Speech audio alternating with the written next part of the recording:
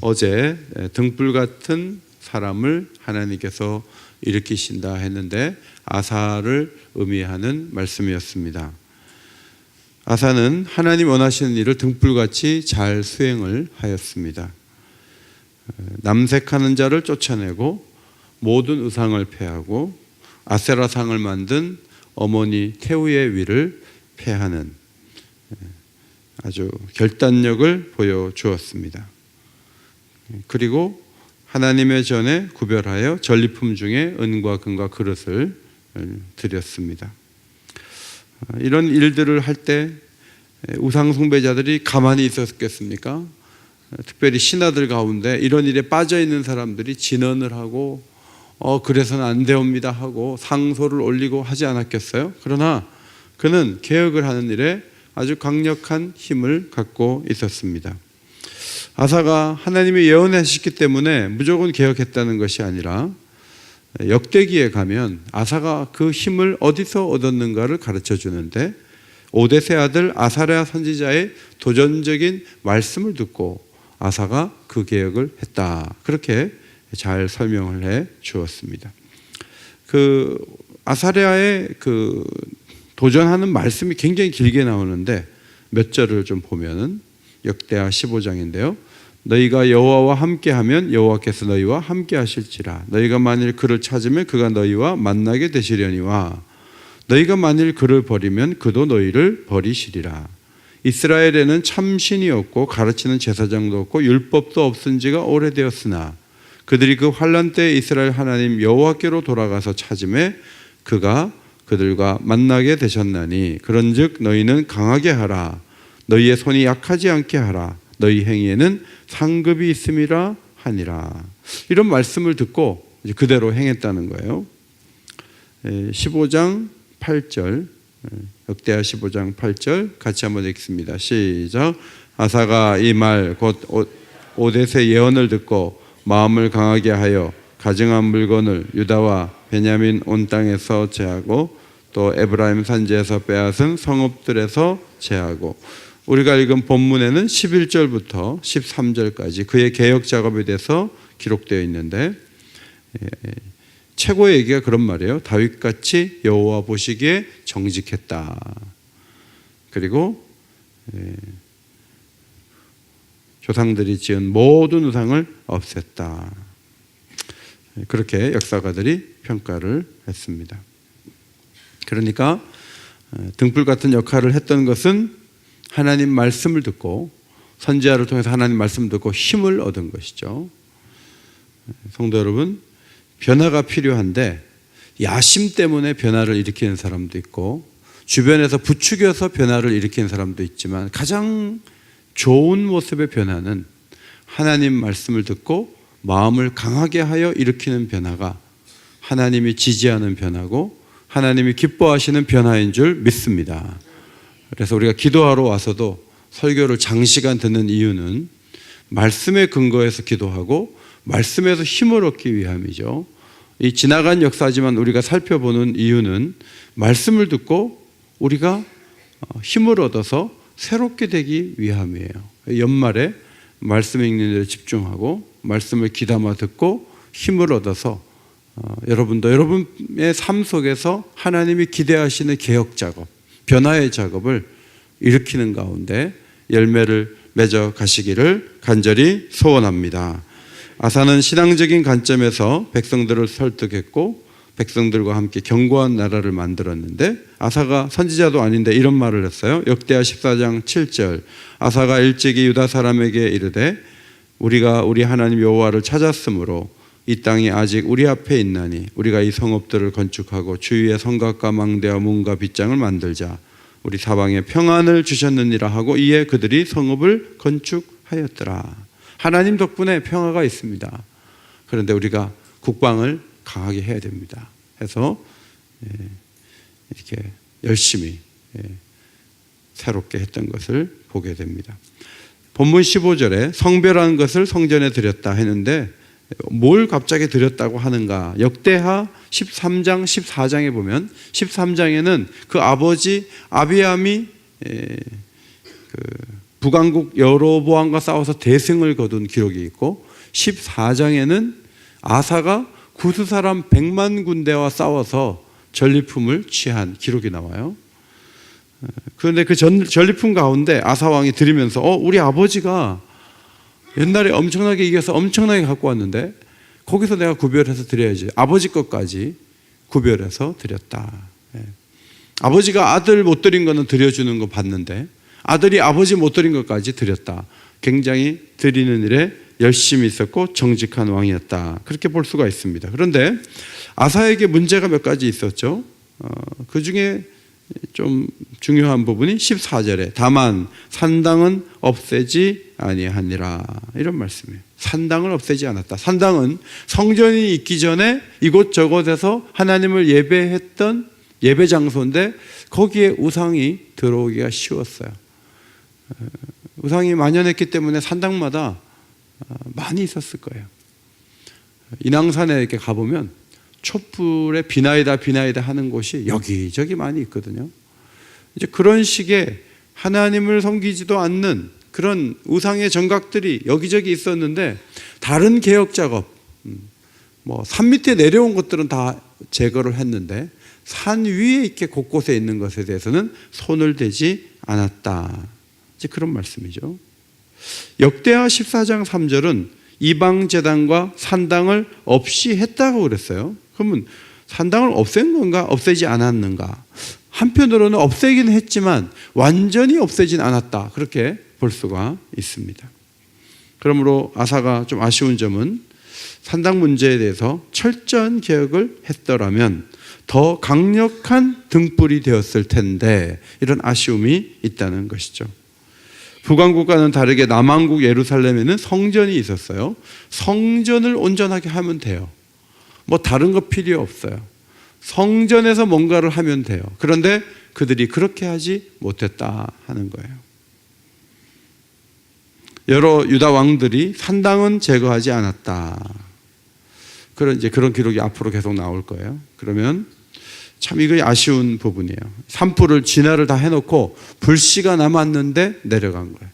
바람이 한번 다시 불면 다시 불이 나는 거죠.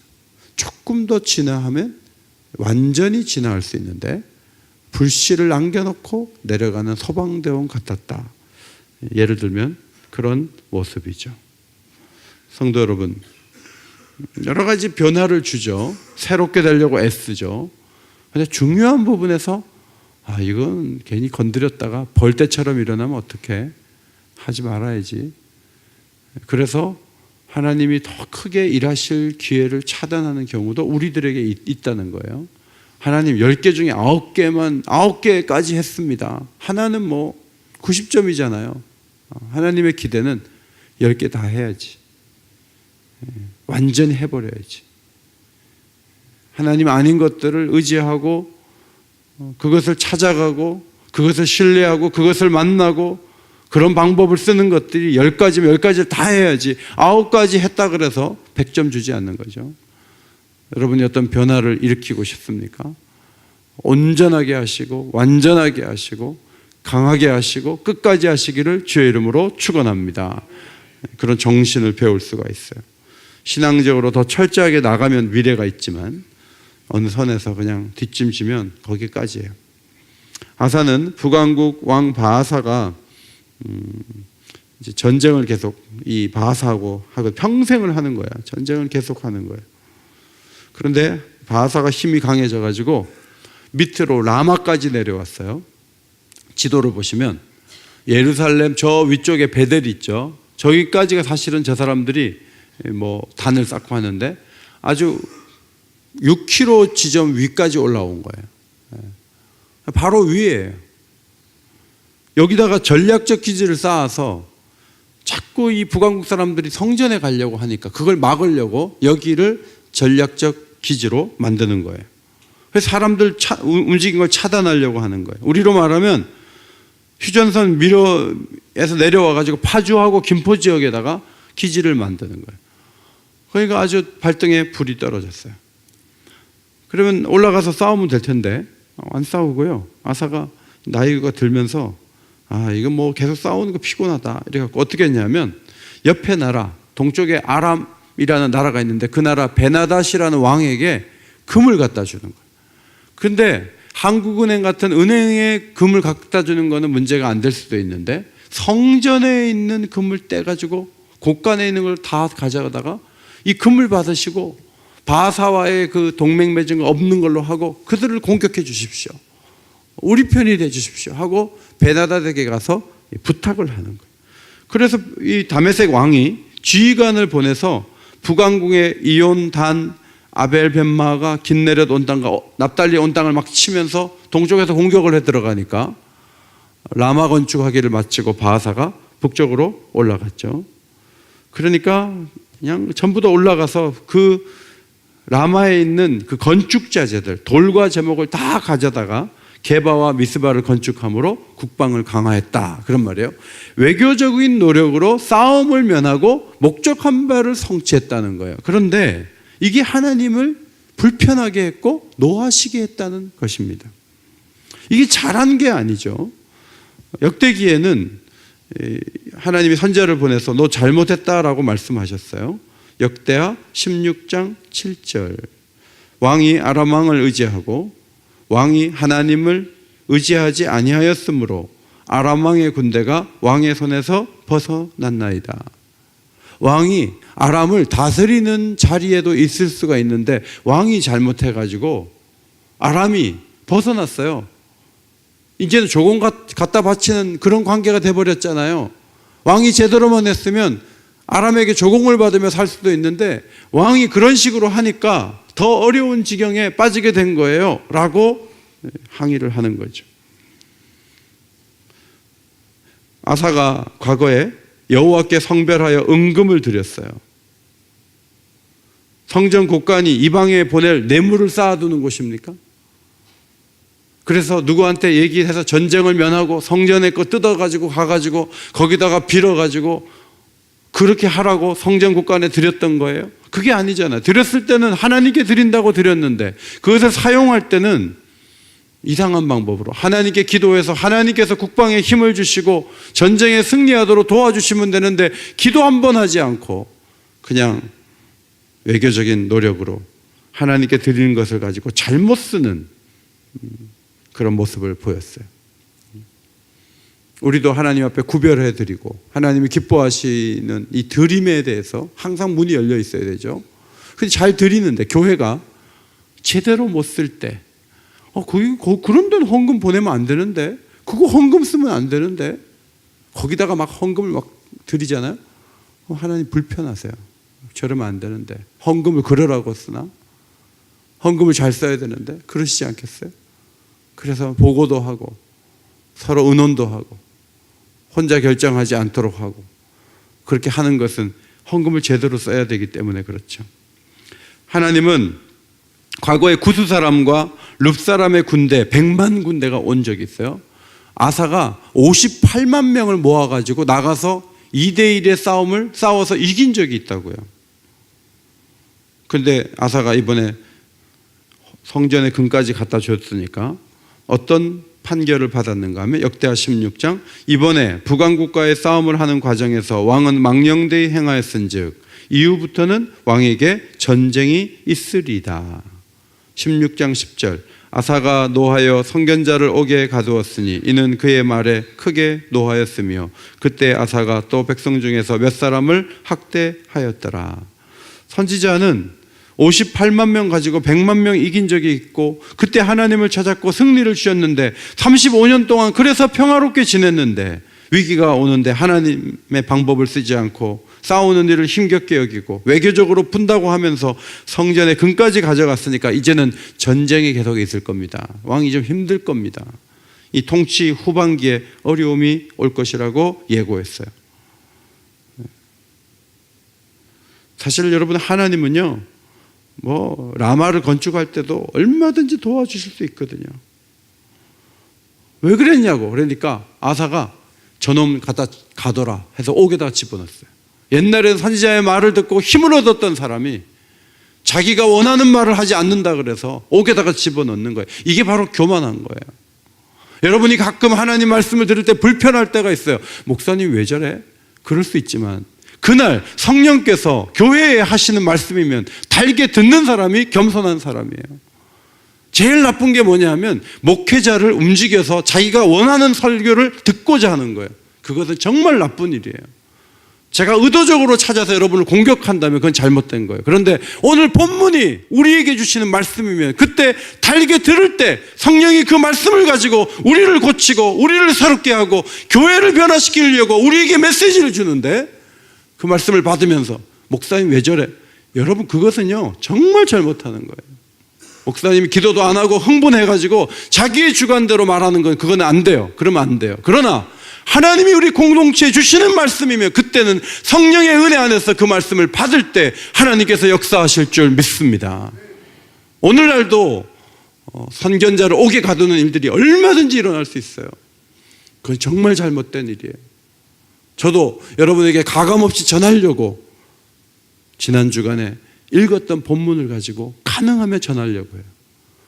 함께 그 본문을 지나가면서 우리에게 주신 메시지를 가감없이 듣자는 거예요. 거기에서 우리를 불편하게 하는 말씀이 있을 수가 있어요. 그게 불편하게 하는 게 아니고 우리를 살리는 말씀이에요. 그래서 묵상하는 사람들이 귀한 거예요. 묵상을 안 하는 사람들은 성경에 있는 대로 받지 않고 골라서 받으면서 복이나 찾으려고 그래요. 여러분 그래갖고 복이 오는 게 아니잖아요. 아사는 또 잘못을 범하는데 16장 12절 아사가 왕이 된 지 39년에 그의 발이 병들어 매우 위독하였으나 병이 있을 때 그가 여호와께 구하지 아니하고 의원들에게 구하였더라. 아사는 언제부턴가 기도를 안 해요. 이번에는 몸이 아파서 의원을 찾는 건 잘못된 게 아니에요. 그런데 하나님께 기도하지 않는 거예요. 그냥 병원만 찾고 있는 거예요. 의사만 찾는 거예요. 하나님의 어려움을 주신 것은 아사가 좀 기도하는가 보려고 그랬는데 기도를 안 해요. 왕이 됐으니까 뭐 얼마든지 의사들, 용한 의사들 찾을 수 있어요. 그런데 왕이 돼가지고 의사들만 찾고 하나님께 기도를 안 하는 거예요. 이것이 아사가 영적으로 노년에 병든 모습이죠. 오늘 본문 23절 그는 늙음하게 발에 병이 들었더라. 이제 번역을 새롭게 하면서 희한한 용어가 나왔죠. 늙음하게 발에 병이 들었는데 기도를 안 했다 그런 말이에요. 여러분 20대에도 기도해야 되고 50대에도 기도해야 되고 80대에도 기도해야 돼요. 늙음하게 몸에 힘이 빠지고 연약해진다 그래서 기도를 쉬면 결국 모든 판단은 인위적인 것이고 세상적인 것이 되고 말아요. 여러분 끝까지 기도할 수 있는 힘을 달라고, 다리에 힘을 달라고, 마음을 강하게 해달라고 하나님 앞에 간구하시기를 바랍니다. 연세가 오늘 많으신데도 여기 새벽기도 오신 분들 귀하신 분들이에요. 늙음하게 젊은 사람들 기도하라 그러지 뭐 내가 뭐 기도해, 내가 은퇴했는데. 아니에요. 연로하실수록 기도하지 않으면요 사람이 초라하게 돼요. 하나님을 찾지 않아요. 그저 세상적인 생각에 머리에 젖어가지고 그렇게 판단하기가 쉬운데 하나님은 그런 모습을 원하지 않아요. 하나님은 죽을 때까지 기도하기를 원하세요. 끝까지 기도하셔야 돼요.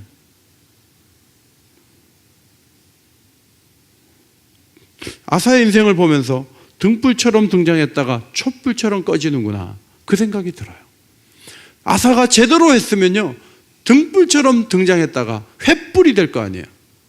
우리 인생이 횃불처럼 끝나야 되는데 기도를 쉬고 인위적인 방법을 쓰고 세상적인 방법을 쓰고 하나님 말씀에서 답을 찾지 않고 자기의 그 기준과 자기의 상식으로 신앙생활을 할 때 등불이 서서히 꺼져서 촛불처럼 돼요. 성도 여러분, 여러분 인생 후반부에 횃불이 되시기를 바랍니다. 말씀을 의지하면 횃불을 하나님께서 삼아 주셔요. 그런데 오늘 저는 역사가가 아사를 난 좀 그렇게 점수를 주고 싶지 않은데 점수를 많이 주는 거예요. 열왕기상 15장 14절 아사의 마음이 일생 동안 여호와 앞에 어땠으며? 온전하였으며 그랬고 역대기 기자도 아사의 마음이 일평생 온전하였더라 그랬어요. 온전이라는 그 영어 단어가 퍼펙트가 관계에 있는 단어거든요. 그래서 많이 무너졌는데 뭘 온전했다 그래? 이렇게 이제 생각할 수 있는데, 이 언약의 조건에서 온전함은 무죄함이 아니라 진실함으로 이해해야 된다는 거예요. 때로는 감정적이었고 때로는 초라했어요. 그러나 이 사람은 평생을 하나님이 받으신 사람이다, 그런 뜻이에요.